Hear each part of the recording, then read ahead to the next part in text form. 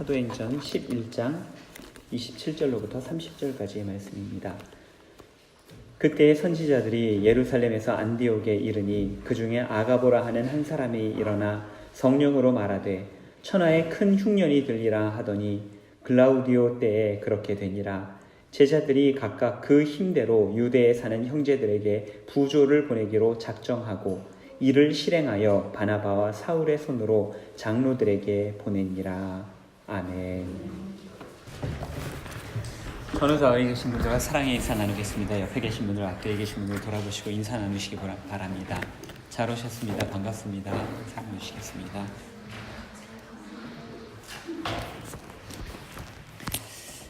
저희 집에 손님이 와 있습니다. 내일까지 있다가 내일 이제 다른 독일로 떠나는 손님인데요. 신학대학원에서 학우회라고 학생회를 같이 섬기던 그러한 목사님입니다. 친구 목사님입니다. 신학대학원을 졸업하고 꼭 16년 만에 만났습니다. 친하지 않아서 잘 모르는 사이여서 그런 것이 아니라 이 목사님은 뉴질랜드에서 목회를 하시고요. 저는 유럽에서 목회를 하고요. 지구 반대편에 있다 보니까 만날 기회가 그동안 없었던 것입니다. 저희 둘 사이에 이렇게 큰 엄청난 공간의 차이가 있음에도 불구하고 16년 만에 만났는데 너무나도 반갑게 즐겁게 많은 이야기들을 나눴습니다. 한인 디아스포라 교회라고 하는 공통점이 있었기 때문에 여러 가지 제가 배울 것도 있고 이 목사님이 저에게 배우는 것도 있고 많은 이야기들을 나누었습니다. 저희 교우님들께서는 스위스에서 사는 것이 세상에서 제일 좋은 줄로 아시는 분들이 꽤 계시죠. 그런데 그렇지 않다라고 생각하는 분들도 꽤 있다는 것을 인정하실 겁니다. 그렇지 않으십니까? 스위스가 최고다 그런 분들도 있지만 그렇지 않다고 생각하는 분들도 꽤 있다는 것입니다. 수련회에서도 그 목사님께서 스위스 참 좋은데 그렇게 한국도 별로 꿀리지 않는다 이런 이야기를 하셨죠.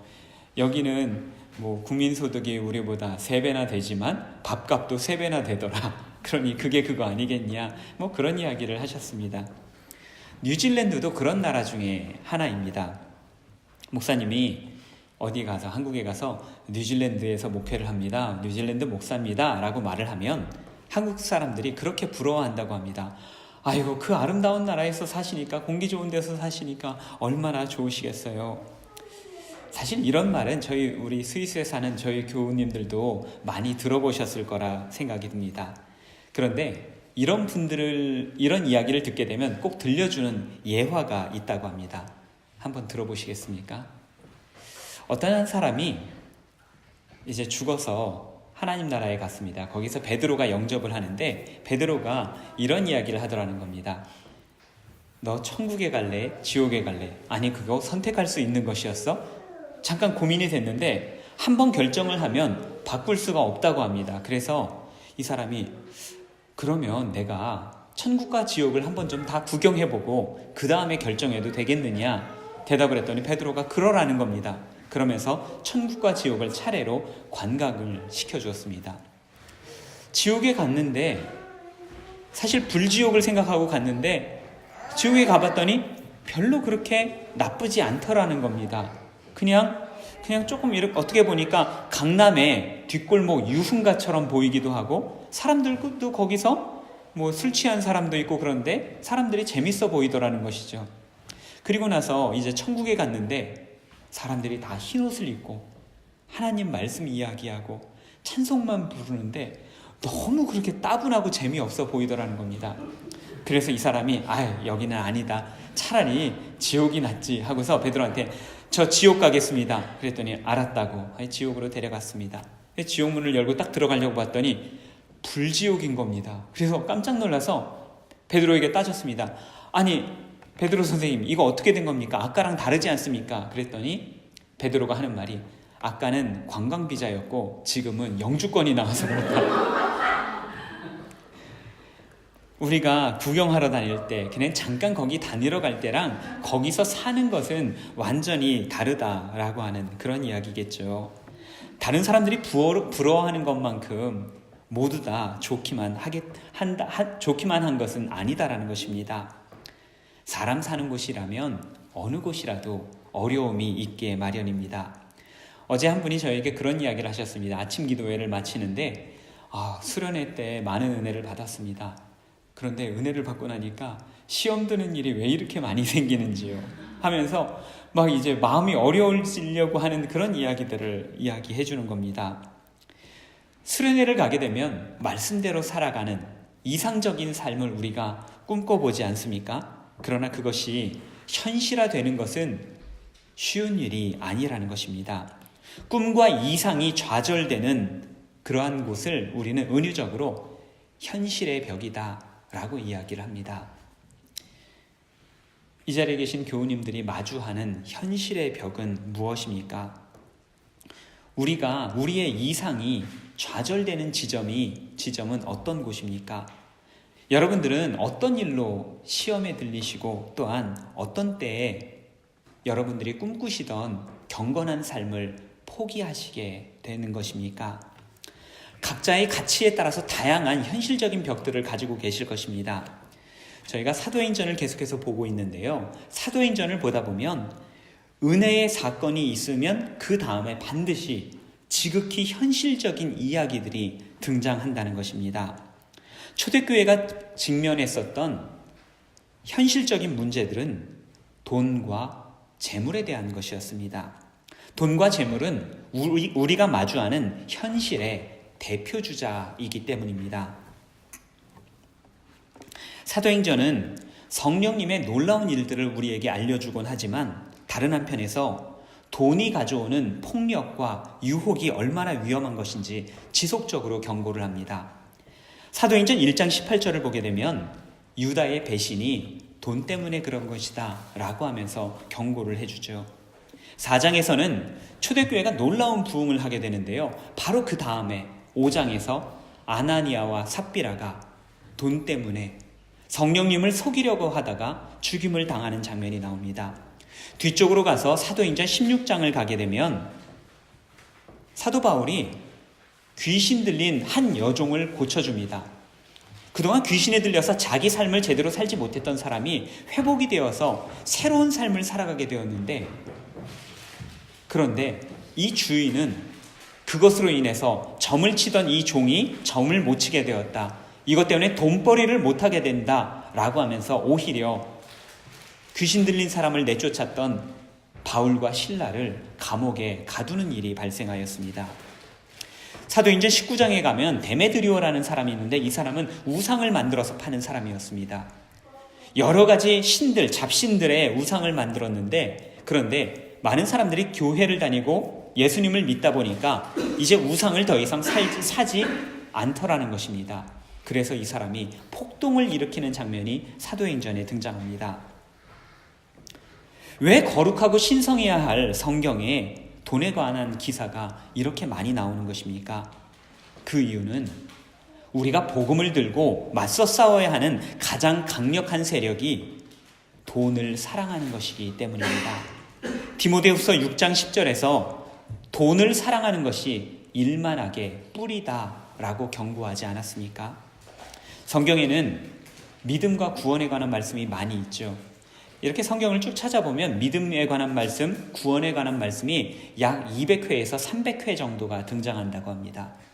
그런데요, 성경 전체에 재물에 관계된 말씀이 약 2,000곳이 등장한다고 합니다. 무려 10배나 많은 곳이 재물에 관한 말씀을 하고 있다는 것입니다. 아니, 우리의 믿음과 구원보다 재물이 더 중요하다는 것입니까?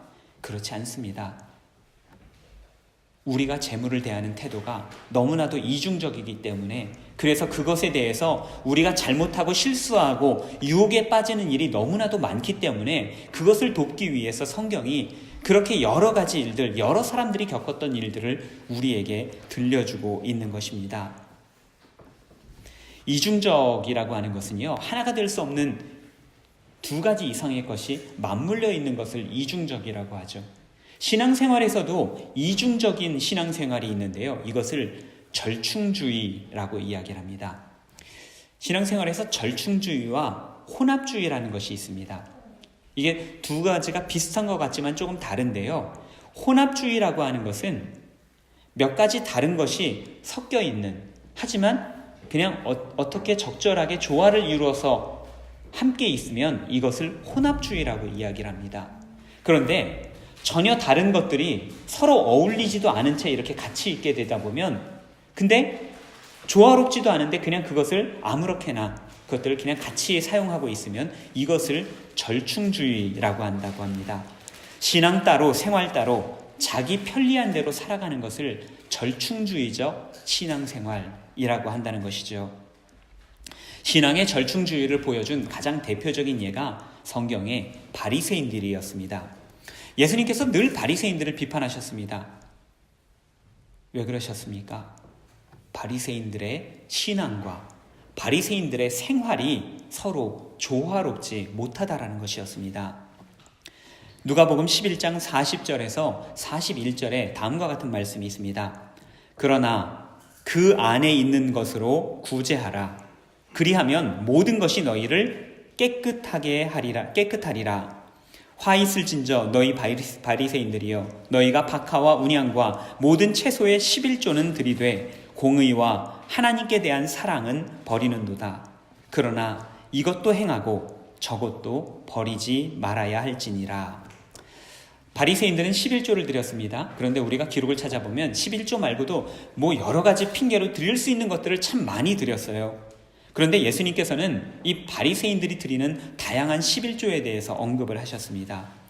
이 11조라는 것이 첫 번째로 나의 소유가 하나님으로부터 비롯되었다는 하나님의 주권을 인정하는 것이고, 두 번째로 하나님 나라에 대한 의무와 책임, 내가 속한 공동체에 대한 의무와 책임을 다하는 것이기 때문에 그 대표주자로 그렇게 설명이 나왔던 것입니다. 그러면 11조를 하면 복을 받기 때문에 11조를 하는 것입니까? 야인, 그럴 수도 있고 아닐 수도 있습니다. 11조는 복 받으려고 하는 것이 아닙니다.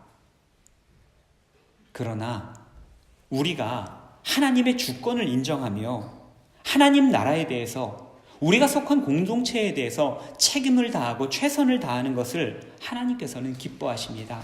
또한 대견하게 여기십니다. 왜 그렇습니까? 재물의 영이라고 하는 이 만몬과의 싸움에서 1차적으로 우리가 승리했다는 것, 재물에 대한 주권을 인정하는 것이 아니라 하나님의 주권에 대해서 인정하는 것이었기 때문입니다. 그런데 오늘 본문을 누가복음 말씀을 보게 되면 그렇게 책임을 다한 바리새인들이 야단을 맞았습니다. 왜요? 하나님께 대한 사랑은 버렸기 때문이다. 예수님께서 말씀하십니다. 40절 앞부분에 보게 되면 이들에 대해서 이웃에 대한 구제가 우리를 깨끗하게 하는데, 바리새인들은 이웃을 이해하거나 사랑하거나 구제하지 않았다라고 하는 것이었습니다. 하나님께 대한 의무가 있죠. 또한 우리 공동체나 우리 이웃들에 대한 의무가 있습니다. 이것이 별개인 줄 알았는데 알고 보니 이게 다 연결되어 있는 것이더라. 이것이 각각 따로 설 수 있는 것이 아니라 언제나 동전의 양면처럼 함께 있어야 되는 것이더라. 예수님께서 우리에게 말씀하고 있는 것입니다. 두 가지 모두가 다 중요하다라고 예수님 말씀하셨지만 오늘은 특별히 바리새인들이 책망받았던 구제에 대해서 좀 더 집중해서 이야기를 해보려고 합니다. 이 자리에 계신 사랑하는 교우 여러분, 여러분들은 모두 구원받은 하나님의 자녀들이십니까? 예, 질문입니다. 대답하셔도 됩니다. 크게 대답하셔도 됩니다. 아멘이시죠? 그렇다면 그 구원을 무엇으로 증명하시겠습니까? 여러분들이 구원받았다면 그 구원을 무엇으로 증명하시겠습니까? 목사님, 제 마음에 평안이 찾아왔어요. 날마다 저는 날아갈 듯 기뻐요. 물론 그러실 수 있죠. 그러나 이러한 표현들은요, 개인적으로 주관적으로 느끼는 것이지 그것을 공식적으로 증명할 수 있는 것은 아닙니다. 그런데 성경은 우리의 구제와 자선으로 우리의 믿음이 증명된다라는 것을 종종 우리에게 보여주고 있습니다. 두 가지 예를 제가 들어보겠습니다. 첫째, 한 청년이 예수님을 찾아와서 어떻게 하면 구원을 얻겠습니까? 라고 물었습니다. 그는 율법을 아주 철저하게 지켰던 사람이었습니다. 예수님께서는 그에게 두 가지를 요구하였습니다. 너의 재산을 팔아 가난한 사람들에게 나누어 주어라. 그리고 나를 따라라. 그 청년이 만약에 예수님의 말씀대로 그렇게 하였더라면 이 사람은 구원받은 사람이구나 라고 사람들이 짐작할 수 있었을 것이라는 것입니다. 그런데 이 청년은 그렇게 하지 못했죠. 두 번째로 여리고의 세리장, 욕심 많은 세리장 삭개오가 예수님을 따르기로 결단했습니다. 신앙인이 된 그는 자기 재산의 절반을 팔아 가난한 자들에게 나누어 주겠습니다 라고 스스로 자원해서 먼저 예수님께 말씀을 드렸습니다. 그런데 그가 그 약속을 하자마자 예수님께서 뭐라고 말씀하시냐 하면 이 집에 구원이 이르렀다. 이 사람도 아브라함의 자손이다. 바로 확증을 해주셨습니다. 진정한 회개에는 두 가지 일이 뒤따랐습니다. 소유에 대한 집착을 끊으며 가난한 사람들에 대해서 관대해지는 것입니다.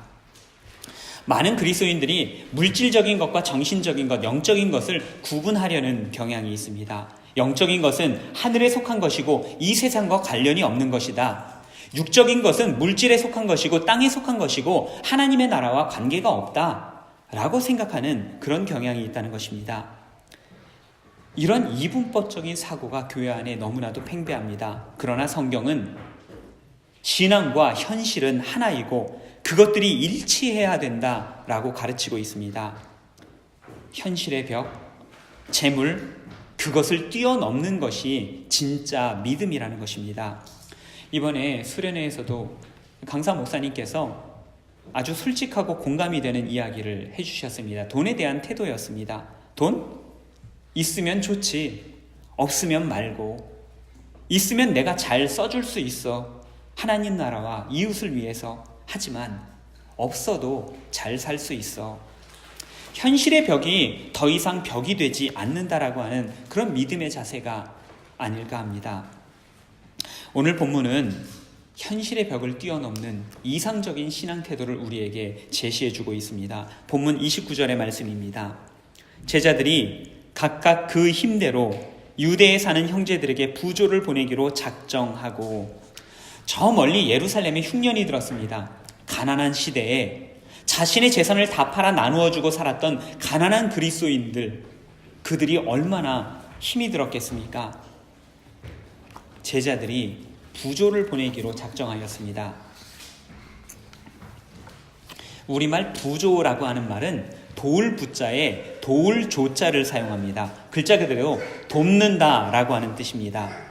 흔히 저희가 잔치집에 갈 때, 결혼식에 갈 때, 장례식에 갈 때 가져가는 돈봉투, 거기 뭐라고 써 있습니까? 부조라고 써 있죠. 우리의 가까운 사람들의 애경사에, 그들의 모든 여러 가지 잔치에 구체적이고 실질적으로 도움을 주는 것, 이것이 바로 부조라고 하는 것입니다. 성경에서도 돕는다라고 하는 말은 마음만 쓰는 것을 말하지는 않습니다. 구체적이고 실질적인 도움, 때로는 물질적인 도움을 주는 것을 부조, 돕는다라고 표현합니다. 진짜 돕기 원하고 진짜 내가 마음을 쓰기 원한다면 실질적이고 구체적인 행위가 반드시 뒤따른다라고 하는 것입니다. 사막의 베두인 족속들은 찾아오는 손님들을 굉장히 잘 대접한다라고 하죠. 찾아오는 손님들 혹은 길 잃은 사람들을 잘 대접합니다. 이들이 손님을 극진히 대접하는 이유가 무엇일까? 나도 언젠가 이 사막에서 저들처럼 길을 잃을지도 모른다라고 생각하기 때문입니다. 지금 길 잃은 사람이 찾아왔지만, 모르는 사람이 찾아왔지만 나도 언젠가 이 사람처럼 누군가에게 신세질지 모른다라고 생각을 하기 때문에 그를 나에게 내가 하고 싶은 대로, 내가 대접받고 싶은 대로 그렇게 그들에게 대접을 해주었다라고 하는 것입니다. 창세기 17장을 보게 되면 아브라함이 하나님을 대접하는 장면이 나옵니다. 하나님께서 아브라함의 집에 찾아올 것을 아브라함이 알고 있었던 거나 혹은 그것을 기다리다가 대접한 것이 아니었습니다. 평소에 지나가는 사람들을 극진히 대접하던 그 습관 때문에 우연히 하나님을 대접할 수 있었던 것입니다. 그렇다고 구제가 상이나 보상을 바라는 것은 아닙니다. 전도서 11장 1절 말씀을 보게 되면요, 너는 너희 떡을, 옛날 성경에는 식물이라고 되어 있죠. 너희 떡을 물 위에 던져라. 여러 날 후에 도로 찾을 것이다. 우리는 그저 던질 뿐입니다. 구제나 자선은 심는 것인데 자기 밭에 심는 것이 아니라 들과 산에다가 그냥 심는 것이다 라고 하는 것입니다. 이것이 자라게 되면 비단 나뿐만 아니라, 자라서 크게 장성하게 되면 나뿐만 아니라 다른 모든 사람들이 함께 그 열매를 보고 기뻐하고 누리게 된다. 좀 더 좋은 세상을 만드는 것이다 라고 하는 의미입니다.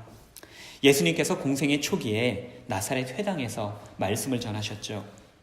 누가복음 4장에 그 장면이 나오는데, 예수님께서 회당의 앞에 가셔서 말씀을 들어서 이사야 말씀을 읽으셨는데, 이것을 두고 메시아 취임 연설이라고 부릅니다. 왜 그런고 하니, 이 말씀을 통해서 예수님께서는 내가 앞으로 어떤 사역을 하겠습니다, 메시아로서 이런 사역을 하겠습니다라는 그 메시아적 사역에 대해서 전체적으로 윤곽을 보여준 것이다. 그렇게 생각을 했기 때문에 이것을 메시아 취임 연설이라고 부릅니다. 그 내용이 무엇이었습니까? 가난한 사람들이 도움을 받게 될 것입니다. 내가 그들을 위해서 힘쓰고 그들의 억울함을 풀어주고 그들을 도울 것입니다 라고 하는 내용이었습니다. 우리 주님의 사역이 구제 사역이었다고 한다면 그리스도인이라 불리우는 우리 역시도 구제를 우리의 사역으로 받아들여야 한다라는 이야기입니다. 그리스도인이었다가 배교를 했었던 황제가 있습니다. 줄리안이라고 하는 황제인데, 이 사람이 이런 말을 남겼습니다. 저 사악한 그리스도인들은 자기네 가난한 자들뿐만 아니라 우리의 가난한 자들까지 돕고 있다. 그런데 우리 로마 백성들이 우리로부터 도움을 받지 못하고 있다는 것을 모든 사람들이 알고 있으니 참으로 수치스럽도다. 로마가 기독교를 공인한 것은 313년이었습니다. 주후 313년에 기독교를 공인했는데, 이 줄리안이라고 하는 황제가 다스리기 시작한 것은 361년이었습니다. 거반 50년이 지났기 때문에 많은 그동안 굴 속에 들어갔었던 교회들이 다 밖으로 나왔어요. 교회를 짓기도 하고 성전을 짓기도 하고요. 다 사람들 보이는 데서 신앙생활을 했습니다. 그런데 갑자기 박해가 시작이 됐습니다. 어떻게 되겠습니까? 사람들의 명단이 다 밝혀진 채로 박해를 당하기 시작했습니다. 수많은 그리스도인들이 죽어갔습니다. 그러는 중에도, 그 어려운 중에서도 그리스도인들은 남들을 자기네들끼리 도울 뿐만 아니라 교회 밖에 있는 사람들까지도 도와서 그 소문과 명성이 자자했다라고 하는 그런 이야기였습니다. 그게 바로 그리스도인들이었습니다. 예수님의 삶이 그러했고 기독교의 태생 자체가 그러했기 때문입니다. 충청도에서 목회를 하고 계시는 어느 한 목사님께서 글을 쓰셨는데, 이 글 제목이 목사 사용 설명서라고 하는 것이었습니다. 첫 문장이 이럴 때 전화하세요 라고 하는 문장입니다. 그러면서 이것들을 교인들에게 나누어 줬는데, 이거를 전화기 옆에다가 두고 이런 일이 있을 경우 저한테 전화를 해주세요 라고 하면서 나눠준 것이었습니다. 목사 사용 설명서를 만든 이유는 간단했습니다. 시골교회의 교우들이라고는 나이 드신 어르신들 몇 분밖에 계시지 않았습니다. 몇 분밖에 안 계시니까 아주 친밀하게 가까이 그분들의 삶에 다가갈 수 있을 줄 알았죠. 그런데 오랫동안 목회를 해도 그 마음의 벽이 허물어지지 않고 그분들에게 깊이 다가갈 수 없더라는 것입니다. 교우들의 생각에 이 목사라고 하는 사람은 기도와 말씀에만 힘을 쓰다 보니까 우리가 어떤 일을 하는지, 무슨 일을 하는지, 내가 콩을 심었는지 팥을 심었는지 잘 모르더라는 것입니다.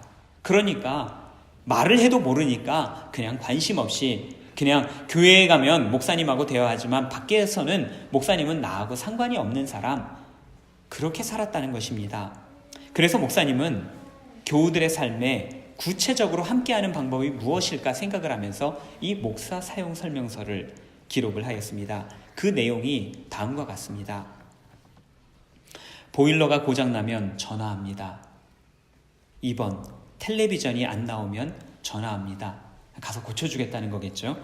3번, 냉장고 전기가 고장나면 전화합니다. 4번, 휴대폰 집 전화가 안 되면 전화합니다. 5번, 무거운 것을 들거나 힘쓸 일이 있으면 전화합니다. 6번, 농번기가 되었는데 일손을 구하지 못하면 전화합니다.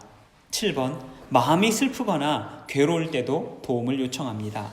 8번, 몸이 아프면 이것저것 생각 말고 바로 전화합니다.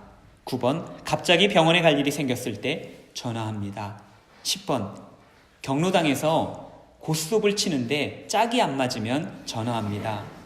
10번 같은 경우는 목사님이 이렇게 경로당 신방을 가시면 집사님들이 화투를 쭉 이렇게 부채처럼 펴고 계시다가 목사님이 나타나면 황급하게 이걸 숨기고 던져버리는 걸 보고서는 그러지 마시라고, 이것이 뇌 활동에 도움이 되기 때문에 치매에도 예방되는 뇌 운동이라고 격려하시면서 내가 그거 할 때 짝 안 맞으면 도와주겠다라고 하는 것이었습니다. 저는 이 이야기를 보면서 이 목사님의 마음에 참 이게 그분의 마음에 감동이 되었습니다. 성과 속이라고 세상의 것과 교회의 것, 삶을 구분하지 않고 같이 하고 함께 하자라고 하는 것이었죠. 그저 서로를 이해하고 품어주려고 노력을 하였습니다. 제가 이 이야기를 보면서 동시에 제 자신을 한번 돌아보았습니다. 나도 한번 써볼까? 뭐라고 쓸까? 조금 고민이 되었습니다. 보일러? 못 고칩니다. TV, 냉장고, 휴대폰? 저희 쭈리의 김대진 집사님 아시죠? 그분한테 연락하세요. 삼성 직원이라 잘해주실지 모릅니다. 무거운 것? 저도 잘 못 듭니다. 농사요? 농사 지으시는 분 안 계시죠? 도움 필요하신 분 없을 것 같습니다. 저는 제 사용 설명서를 조금 다르게 써야 되겠다라고 생각했습니다. 오래전에 제가 한국에서 청년 사역할 때 결혼할 청년들이 저한테 찾아왔습니다. 목사한테 찾아왔으니까 주례를 부탁하겠거니 생각을 했는데 저한테 사진을 찍어달라고 했습니다. 그러고 생각을 해보니까 대전의 장경동 목사님, 이분도 한번 결혼할 커플이 찾아와서 주례 부탁이겠거니 생각을 했더니 특송을 해달라고 부탁하였다고 합니다. 그래서 본인보다 젊은 목사가 주례를 하고 본인은 가서 특송을 했다고 하죠. 저 역시도 가서 사진을 찍어줬습니다. 사진 필요하시면 찍어드립니다. 페이스북에, 카카오톡에 좀 더 예쁜 프로필 사진이 필요한다? 그러면 전화하십니다. 여권 사진 필요하다? 전화하십니다. 마음에 괴로운 일이 있을 때, 부부 싸움을 했을 때, 이성 문제가 잘 해결되지 않을 때 전화합니다. 아시는 분, 모르시는 분도 계신지 모르겠는데 제 전공이 상담입니다. 여러 가지 성격 검사들, 커플 검사, 부부 검사, 제가 다 자격증이 있습니다. 제가 한국에서는 이성교제 특강도 많이 다녔습니다. 상담도 많이 했고 주례도 여러 번 했습니다. 저보다도 나이 많은 사람들 주례도 한 적이 있습니다. 결혼하실 분들 앞으로 이혼할 확률이 몇 % 되는지 제가 계산해 드릴 수도 있습니다. 그리고 이혼할 확률 떨어뜨리는 방법도 제가 알려드릴 수 있습니다. 함께 운동할 사람이 없을 때 전화합니다. 저랑 운동하시면 좋은 게 있습니다. 여러분이 얼마나 건강한 사람인지 자부심을 느끼실 수 있을 겁니다. 물론 기도하고 싶으실 때, 또 성경을 읽으시다가 궁금한 점이 있으실 때, 또 말씀을 좀 더 나누고 싶으실 때 그때도 전화합니다. 제 자랑입니다만 해도 괜찮죠? 예. 장신대 신대원 250명인데 250명 중에 제가 3등으로 졸업했습니다. 공대를 나왔어요, 제가. 그래서 이 신학하고 전혀 관계가 없는 사람이었거든요. 그래서 공대 나온 사람으로서는 제가 제일 잘했습니다. 제가 잘해서 잘한 게 아니라 사실은 너무 못하니까 제가 정말 노력을 많이 했어요. 성경도 제가 다 알지는 못하지만 여러분들이 궁금한 거 있으면 함께 노력할 수 있습니다. 저도 더 잘 알아갈 수가 있고 함께 공부할 수 있을 것 같아요. 요즘에 쭈리안 소망교회에 한국으로 귀국하시는 분들이 많이 계십니다. 그러면 다들 어느 교회에 가야 되냐고 저한테 질문을 해오세요. 심지어 한소망교회에서 미국으로 가셨다가 한국에 들어가는 분들도 저한테 연락해서 교회 어디로 갈까요? 제가 다 중매해드립니다. 교회 어디로 가면 좋을지 알려드리고 목사님들을 소개해드리고 합니다. 교회 찾으실 때도 역시 전화합니다. 몇 가지 안 되지만 제가 더 써보려고 했는데 별로 생각이 나지 않는 거예요. 그런데 제가 이걸 쓰다가 이런 생각이 들었습니다. 저뿐만 아니라 여러분들도 한번 써보시면 좋겠다. 여러분들은 누군가에게 실질적으로 도움이 되어 보신 일이 있으십니까? 공동체 안에서 서로에게 의지가 되어 주신 일이 있으십니까? 만일 교우님들이 내 지금 옆에 있는 사람들에게 도움이 되겠다라고 한다면 여러분들은 어떤 것으로 도움을 주실 수 있겠습니까? 여러분들이 여러분의 사용 설명서를 쓰신다면 거기에 무엇이라고 쓰시겠습니까? 오늘 본문 바로 앞 11장 26절까지를 보게 되면 교회에 놀라운 부흥이 있었다라고 하는 말씀이었습니다. 그리고 바로 오늘 구제에 대한 말씀이 그 뒤에 바로 이어서 등장합니다. 이게 중요한 것입니다. 우리가 은혜를 받았다, 말씀을 받았다라고 하면 그 다음에 요구되는 것은 우리의 삶이라는 것입니다. 변화된 삶, 섬기는 삶, 구제, 봉사, 자선, 나눔, 흘러가는 것, 참 신앙의 열매를 맺는 것, 이것이 말씀 후에, 은혜 후에 우리에게 필요하다라는 것입니다. 이번 한 주간 동안 우리 공동체 내에 다른 분들에게 구체적이고 실질적인 도움 한 가지씩이라도 한번 시도를 해보시면 좋겠습니다. 집에 가서 전등을 달아주실 수도 있겠지만 그런 게 안 되면 카톡이나 문자로 위로해주고 또 찬양을 권해주거나 말씀을 권해주거나 이런 것들도 도움이 될 수 있겠죠. 나는 무엇으로 내가 우리 교우들에게 도움을 줄까 생각을 해보시고 한번 실천해 보시길 바랍니다. 숙제입니다. 다음 주 친교 시간에 저희 친교하면서 함께 나눌 수 있으면 좋겠습니다. 아울러 우리 공동체를 넘어서 세상의 많은 사람들에게 우리가 평생 받아온 것들 나누기를 다짐할 수 있는 저와 여러분 되시기를 바랍니다. 우리의 신앙과 삶이 실질적인 나눔과 구제로 말미암아 하나님 앞에서뿐만 아니라 사람들 앞에서도 인정받고 칭찬받을 수 있는 저희 베른 한인교회 모든 교우님들 되시기를 간절히 바랍니다. 기도하겠습니다.